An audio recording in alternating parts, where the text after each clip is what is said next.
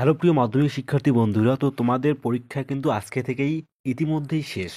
তবে সেক্ষেত্রে যে প্রশ্নটি মাথাচাড়া দিচ্ছে সেটা হচ্ছে অঙ্ক পরীক্ষা অনেকেরই নাকি খারাপ হয়েছে এবং অনেকেই খুবই টেনশনে রয়েছে। তোমরা বিভিন্ন ধরনের ভিডিও দেখছো এবং ভয়ে রয়েছো যে তোমরা পাস করবে কি না, এবং তোমাদের যে প্রশ্ন সেটা হচ্ছে নিজের পক্ষে কত পেলে বা কত কম পেলেও অঙ্ক পরীক্ষাতে তোমাদেরকে পাস করিয়ে দেবে মাধ্যমিক পরীক্ষা 2024-এ।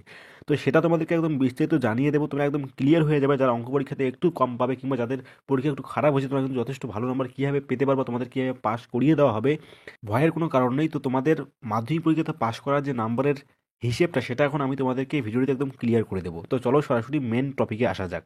দেখো, তোমরা যারা মাধ্যমিক পরীক্ষা দিলে তোমাদের পরীক্ষা আশা করি ইতিমধ্যেই সবাই কিন্তু শেষ হয়ে গেছে ইতিমধ্যেই। তবে সেক্ষেত্রে যে পরীক্ষাটি খারাপ হয়েছে সেটা হচ্ছে অঙ্ক। এর আগের বারে একটা পরীক্ষা খারাপ ছিল সেটা হচ্ছে ইতিহাস, এবং এবার অনেকেরই খারাপ হয়েছে অঙ্ক পরীক্ষা। তো এই অঙ্ক পরীক্ষাতে নিচের পক্ষে কত কম পেলে তোমাদেরকে পাশ করিয়ে দেবে, এই প্রশ্নটা তোমাদের অনেকের মনেই রয়েছে। সাধারণত তোমরা যেটা জানো যে তোমাদের মাধ্যমিক পরীক্ষাতে 15 লিখিত তুলতে হয় এবং 10 নম্বর স্কুলের প্রজেক্ট থেকে দেওয়া হয়। 15 এবং 10 মিলে 25 নম্বর হয়, তোমরা পরীক্ষাতে পাশ করে যাও। কিন্তু এই 15 নম্বরটা তোমাদেরকে লিখিত অবশ্যই অবশ্যই তুলতে হবে।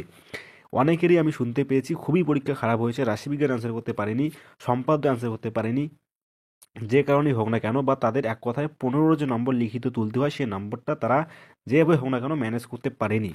তো অনেকে নাম্বারটা কত আসতে পারে, অনেকে আমাকে বলেছে তা আমার 10 উঠতে পারে 15-র মধ্যে, অনেকে বলছে আমার 12 উঠতে পারে, অনেকে বলছে 13 উঠতে পারে। অর্থাৎ এই যে একটা পরীক্ষাতে পাশ করতে গেলে 25 নম্বর, কিন্তু তোমাদের প্রজেক্ট সহ হিসেব করলে দাঁড়াচ্ছে হচ্ছে কারো 24, কারো 23, কারো 22, কারো 21 এরকম দাঁড়াচ্ছে। তো এই পরিস্থিতি তোমাদের কি পাশ করিয়ে দেবে? তো দেখো, এতটুকু তোমাদেরকে আমি নিশ্চিন্ত করতে পারি, বিগত বছর আমি যেটা বলেছিলাম সেটাই কিন্তু সাধারণত ওই রকমই রেজাল্ট এসেছে।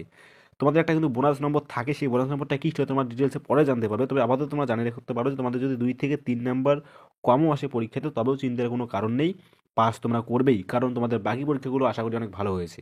তো বাকি পরীক্ষাগুলো যদি কম বেশি সবগুলোই ভালো হয়ে থাকে, তো অঙ্ক পরীক্ষাটা একটু যদি খারাপ হয় কিংবা যদি 2-1 নম্বর 5 নম্বর থেকে কমও থাকে, তবুও কিন্তু কোনো অসুবিধা নেই, তোমরা কিন্তু পাস করে যাবে।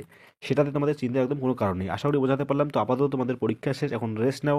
চারদিকে বিভিন্ন ধরনের ভিডিও টিডিও দেখবে, এগুলো দেখে তোমাদের মাথা এখন নষ্ট হয়ে যাবে। সেক্ষেত্রে অন্য কোনো ভিডিও দেখার প্রয়োজন নেই, এখন একদম রিল্যাক্সে থাকো, কয়েকদিন রেস্ট নাও, তারপর তোমাদের রেজাল্ট যখন আসবে তখন কিন্তু তোমরা আমার কথাটাকে মিলিয়ে নিতে পারবে। তো আপাতত এতটুকুই। ভিডিও ভালো লাগবে তো ভিডিওকে শেয়ার করে দেবে। ধন্যবাদ।